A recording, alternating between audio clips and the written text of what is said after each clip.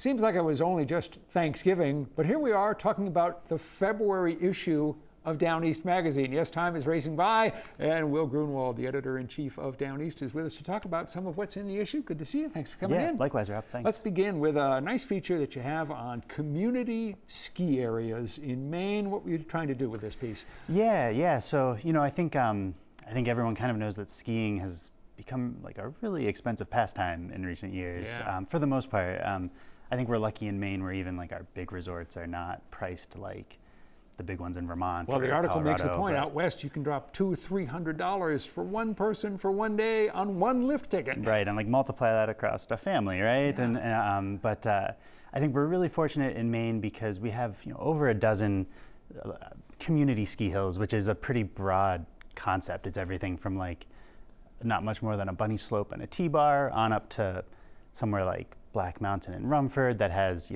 well over 1,000 feet of vertical drop. And the focus on every one of these is really on community. These are real family areas that have real Maine character. Oh, absolutely. Yeah, they're affordable. There's a sense of camaraderie around them. They still have great terrain.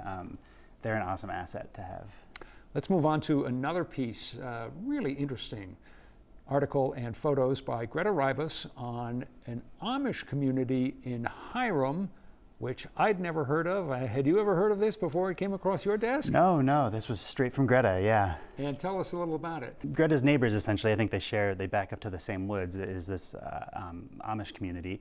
And the pond that she likes to skate on in the winter is also the pond that they harvest ice from for refrigeration purposes for the entire year, pretty much. This last winter, she went out and kind of struck up a conversation. You have to be sort of respectful when you're photographing the Amish. There's certain things you can and can't show.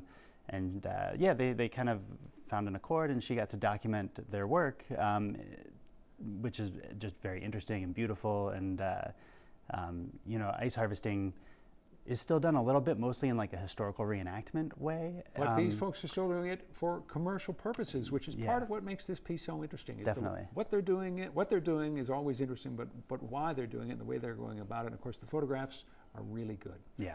Let's move on to one more. It's a profile of Chef Joe Robbins, a member of the Penobscot Nation, who is bringing an indigenous twist to cooking at Marsh Island Kitchen, where he's now working in Hamden. Yeah, that's right. So Joe's a really interesting and talented guy. A couple of years ago, he was a semifinalist for a James Beard Award for the best up-and-coming chefs in the country. He's cooked at the White House a couple of times for events there. So his culinary skills are definitely sharp.